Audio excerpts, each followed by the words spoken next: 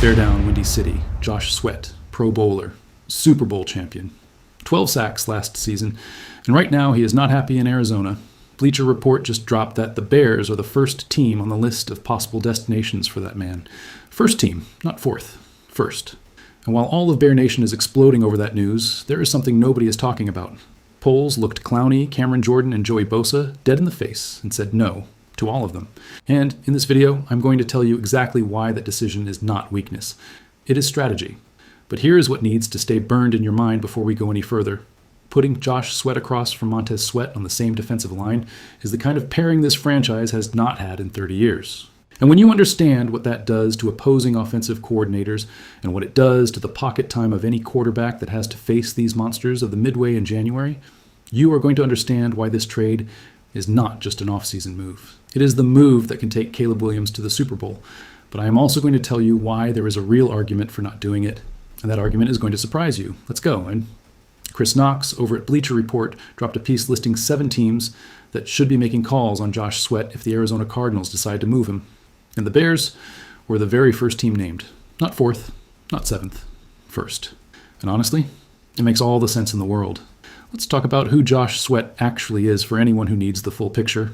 8 seasons in the league. First 7 with the Philadelphia Eagles, where he became a Pro Bowler back in 2021 and was a critical piece of that defensive line that wrecked everybody on the way to the Super Bowl in February of 2025 against the Kansas City Chiefs. He came to Arizona as a marquee free agent signing, locked in a 4-year, $76.4 million deal to reunite with Jonathan Gannon, and then Gannon got fired. Everything got complicated. And now Sweat is not showing up to voluntary OTAs, and according to beat reporters on the ground, he is not particularly happy with the Cardinals organization. That is a 5-alarm fire for Arizona. But for the Bears, that is an opening. 12 sacks last year, 4 forced fumbles, 30 tackles. At 29 years old, Josh Sweat is playing the best football of his entire career. We are not talking about a veteran coasting toward retirement. We are talking about an edge rusher at his absolute peak, with proven production, with a championship mentality, with experience operating inside elite defensive fronts. And the tactical question that is burning in my brain right now is this. What happens when you line Josh Sweat up on the opposite side from Montez Sweat on the same defensive front? Think about it. Montez Sweat is already a nightmare for left tackles across this league. He is explosive, he is long, he has a motor that never stops running. But teams have had 2 full seasons to study how to handle Montez because they have not had to worry too much about the other side. When Dayo Odeyingbo and Austin Booker are your next best options at edge, opposing offensive coordinators can stack extra resources toward Montez and sleep easy at night. That changes completely the moment Josh Sweat walks in the building. Suddenly, those same coordinators have to make a decision. Which Sweat do you double? Which side of the line do you protect? And that kind of impossible choice is exactly what generates real pocket collapse, real sack numbers, and a defense that can control the game without asking the rest of the team to do something heroic. Think about what that means for Ben Johnson's system. Johnson came in as an offensive mind, sure, but his defensive vision has always been built around aggression and pressure. A front with both Sweats has the realistic ceiling of generating 15, 16, maybe 17 combined sacks just between the 2 of them alone.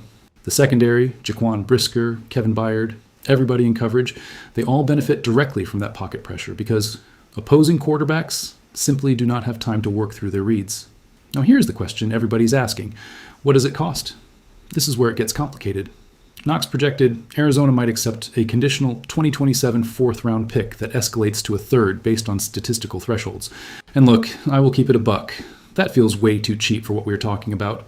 A Pro Bowl edge rusher who is 29 years old, coming off a 12-sack season, with 3 years left on a big contract, does not move for a conditional 4th-rounder. That is just not happening. The Cardinals are still going to want something real. Probably a 2nd-round pick, maybe a 1st, if Arizona decides to play hardball based on his track record. And here's the real dilemma for Ryan Poles. He already walked away from the Max Crosby trade because the Raiders were asking for 2 first-rounders. Is he ready now to give up draft capital to bring in Sweat? But there is a factor that actually lowers the asking price, and this is important. If Arizona trades or cuts Sweat, they absorb a massive dead cap hit. That weakens their negotiating position significantly. You cannot ask for the moon when you are eating a painful penalty regardless of what you do. That is the leverage Poles has in this conversation, and he needs to use it. And the free agent alternative, honestly, is not exciting, bro. Clowney, Cameron Jordan, Joey Bosa. The team apparently has no real interest in any of them. So if it is not Sweat via trade, then what exactly is the plan? Just hope Austin Booker figures it out. Look, I could be wrong about the price, but I genuinely believe that if the Cardinals open that door, Ryan Poles has to make that call. A second-round pick for a 12-sack edge rusher with a long contract and something to prove on a new team is exactly the kind of move that lifts this defense from good to elite. And Bear Nation has been waiting 2 off-seasons for that move, because there is something here that deserves real attention, and a lot of fans are sleeping on it in the middle of all this pass rush debate. The Bears have been publicly connected to Jadeveon Clowney, Cameron Jordan, and Joey Bosa, and according to beat reporters covering this team, there is no genuine interest in any of them. And honestly, that feels like a deliberate decision, and not necessarily a bad one. Clowney has an injury history that would make any general manager in this league nervous. Cameron Jordan is 36 years old and coming off a season where the production just was not there. Bosa has his own availability concerns going back multiple years. All 3 are recognizable names, but none of them is actually the answer that Bear Nation is picturing when they say we need a real edge rusher.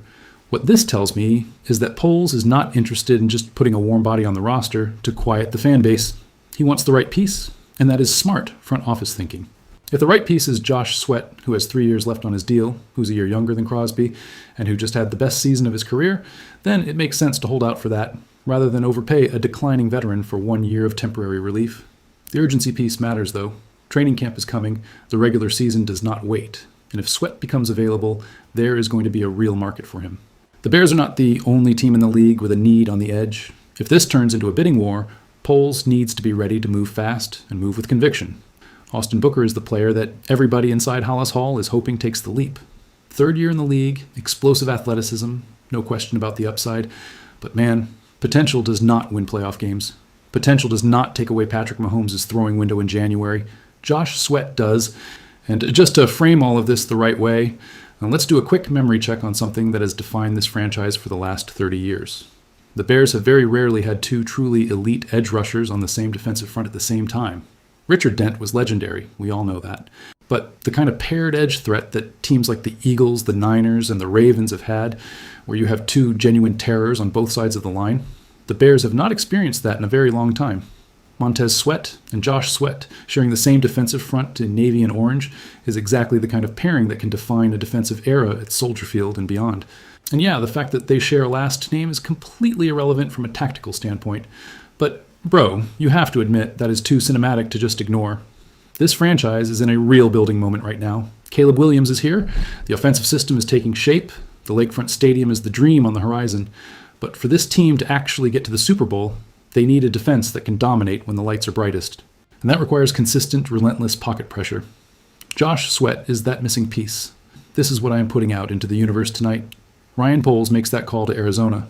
The Cardinals, drowning in dead cap and desperate for offensive weapons around their young quarterback, decide that Sweat is a luxury they can no longer afford. And the Bears welcome him to Hollis Hall with open arms. 2 Sweats, 1 defensive line. 1 Super Bowl window wide open. Bear down. Now, tell me in the comments, what would you give up for Josh Sweat?